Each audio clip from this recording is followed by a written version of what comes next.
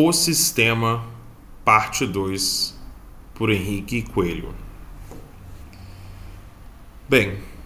se passaram 2 anos desde o lançamento do nosso primeiro capítulo, ou da nossa primeira parte do Sistema, Parte 1, e agora vamos, passados esse período, esse hiato, dar início aos trabalhos da Parte 2. Nesse momento, a análise do livro baseia-se no tema a influência do nazismo no hip hop e como esta influência impactua na vida do nosso autor, aqui no caso, e na situação geracional de jovens, adultos e homens que estão sempre localizados aí, em sua grande maioria, nos grandes centros urbanos como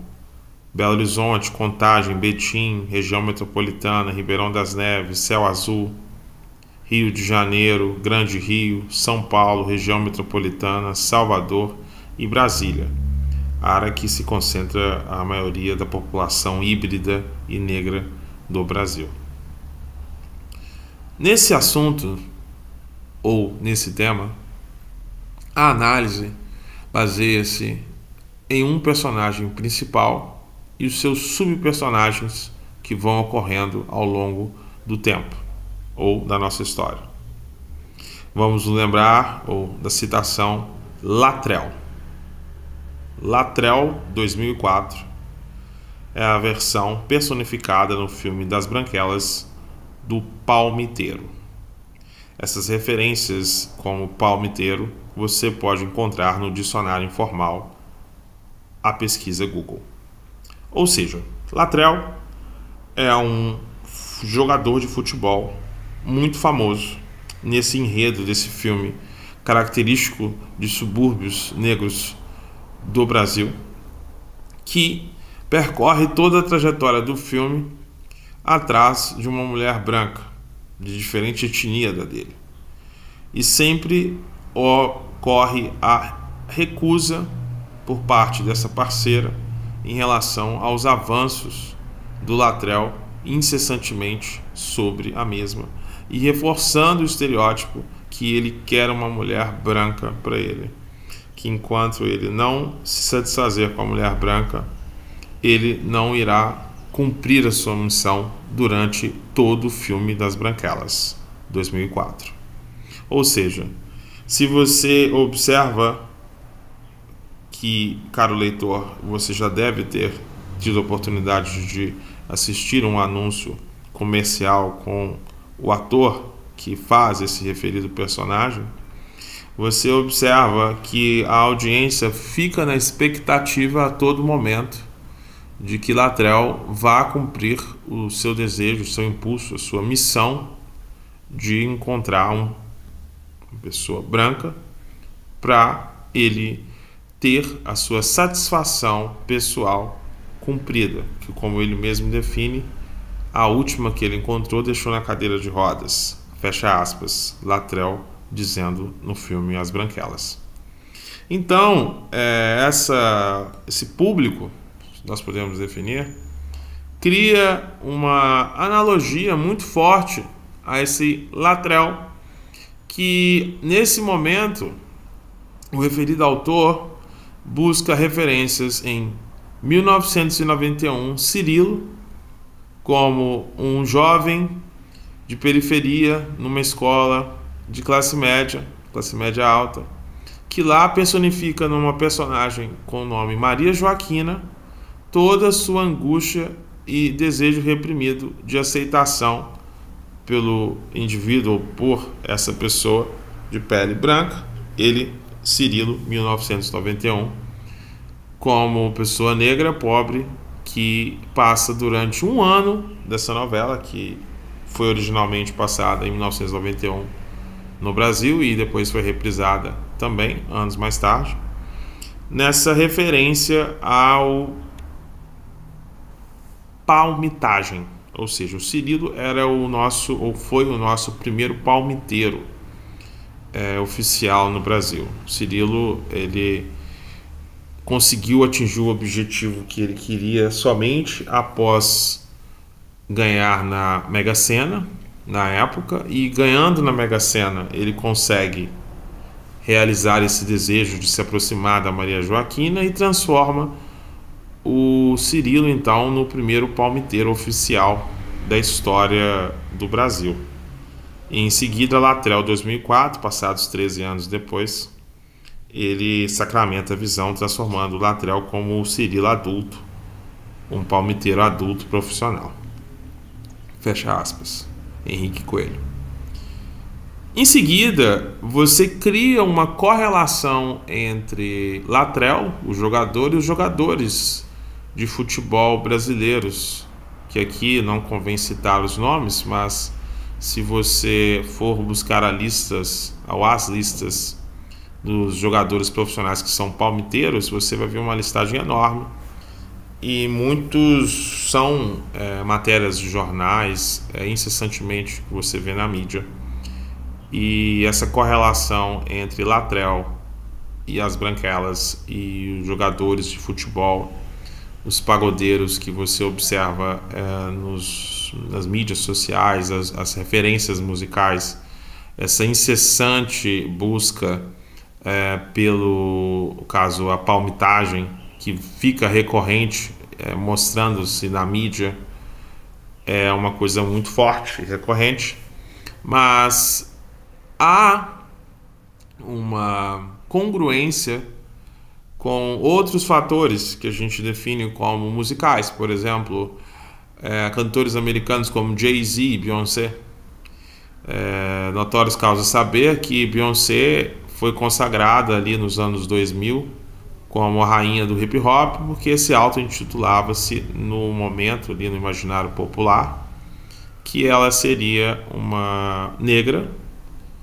mas com cabelos loiros, e criou-se a mística que ela seria uma loira negra. E se você cria a analogia de um negro loiro, há uma forte impetração ou interpretação de que o negro é diferenciado. É a cultura também do tingir o cabelo de loiro, né? Como se diz, o platinado entre os meninos de regiões periféricas, de regiões centralizadas, de grandes centros urbanos aqui do Brasil. Então, há uma influência forte na questão do nazismo no hip hop, na cultura negra, esse infiltre, porque você ainda encontra Rihanna e Chris Brown ali nos anos 2005, 6, 7, esses 3 anos, que cria-se um casal negro jovem, e ainda se tem Jay-Z e Beyoncé como um casal negro adulto, e o conto de Cinderela, que é muito extremamente relacionado na cultura pop americana, e a influência que decorre de situações como os seriados Eu, a Patroa e as Crianças, amplamente divulgado na televisão brasileira, com referências ao Junior, que é um jovem negro mais velho, como se diz, desmiolado, no sentido não literal da palavra, que sempre está com uma namorada, o pai o castiga, o pai o pune, e sempre com o núcleo negro da situação, criando um forte vínculo com a questão negra, e a irmã do meio sempre insatisfeita com a situação, buscando um namorado. Ela tem um namorado negro, mas ele frequenta religiões ortodoxas ou religiões protestantes, e no caso ele é sempre tido como uma pessoa simples, humilde, boba, que não satisfaz o desejo da filha negra em torno do homem negro, que é um homem evangelizado nessa história, e a irmã mais nova, como mais inteligente, que tem um namorado latino, um jovem par romântico latino, que cria-se a idealização da família perfeita, uma análise revertida ou reversa a um culto nazista, que você observa em filmes como Pantera Negra, aos quais você recebe um super soro que é através de uma flor, que o nosso rei Wakanda Forever recebe essa flor e fica com superpoderes, recebe um super uniforme e vai impetrar a função de super-herói de uma sociedade somente de negros, uma analogia ao Capitão América, também o super soldado americano que recebeu um soro dessa vez injetável, que ganha superpoderes, um escudo, um super uniforme, um super equipe, e logo vão combater os males do universo. Então, numa referência a Capitão América e Wakanda vivendo nas suas bolhas de universo criados no paralelismo cômico. Nesse sentido, temos O Maluco no Pedaço, a primeira referência forte no Brasil de seriados de icônicos negros, que você tem Will Smith, o personagem vivido na Filadélfia, que é perseguido e se muda para Califórnia, Bel Air, e lá vive uma vida com um tio que tem uma condição abastada, e nessa condição abastada ele conhece novos amigos, os novos amigos de Carlton Banks, o seu primo rico, que serve na função do famoso negro rico que não conhece a periferia e vive com medo da periferia, e o primo que vem da periferia, Will Smith, faz essa função de alívio cômico e junto com Carlton Banks ficam nessa situação constrangedora com a irmã Hillary, que é a famosa típica negra de classe média que gosta de funk e gosta de movimentos não culturais pertencentes à classe média rica, branca de Bel Air, e frequenta o movimento mais do gueto. O pai, como o juiz, que a gente interpreta ali pelos grandes personagens americanos, cria-se essa analogia de perfeccionismo, e a irmã mais jovem, que faz uma analogia a Lisa Simpson pela sua inteligência, se você observa bem, e você cria essa cultura da família idealizada de classe média alta negra americana, que também nós continuamos na visão sacramentada com Todo Mundo Odeia o Chris. Nessa analogia a Todo Mundo Odeia o Chris, você tem uma função que você observa no Brooklyn, 1988, que é um Brooklyn que não ocorre mais. Nesse Brooklyn que não ocorre mais, não existe essa idealização de realidade de Brooklyn 88, é amplamente difundida no Brasil, cria-se essa ideia de que é dessa maneira. Somente todos nós sabemos que o Brooklyn hoje não é mais um bairro de pobre, de negros, é sim um bairro de classe média, um bairro altamente valorizado, e cria-se a falsa analogia de uma sociedade que não existe mais, com questões que não estão mais sendo debatidas lá, mas aqui nem começaram, e aí cria-se questões de ampla difusão como P. Diddy, que é o antigo Puff Daddy, que sempre trabalha com analogias de subvalorização da mulher, a mulher como objeto, como uma persona, como uma coisa.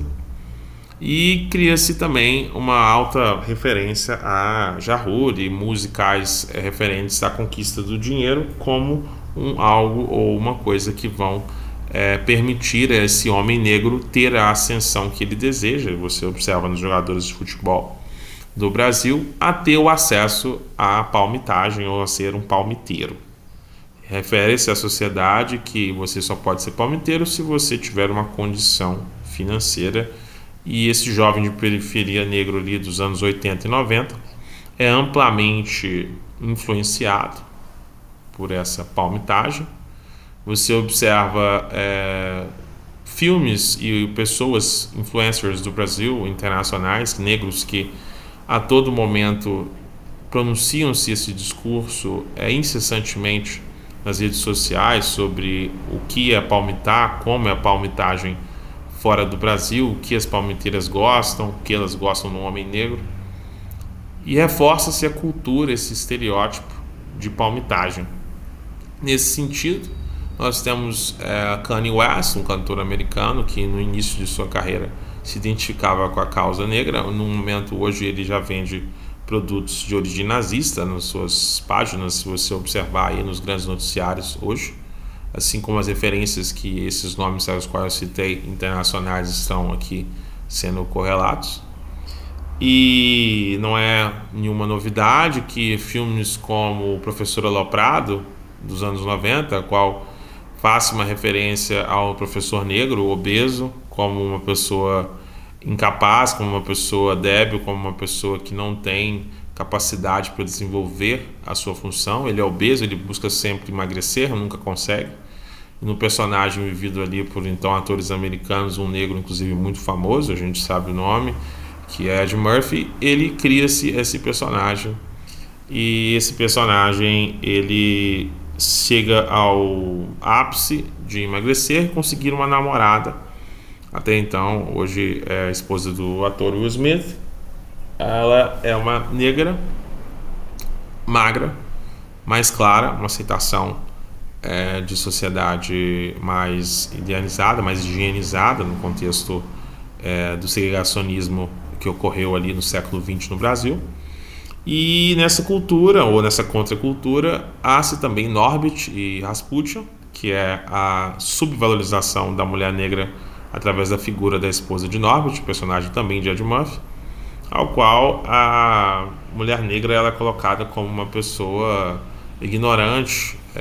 uma pessoa que não é capaz, sempre característico dos filmes ali negros dos anos 90 que povoaram a televisão brasileira ali com os anos 90 e 2000, ou seja, esse culto ao nazismo na cultura hip hop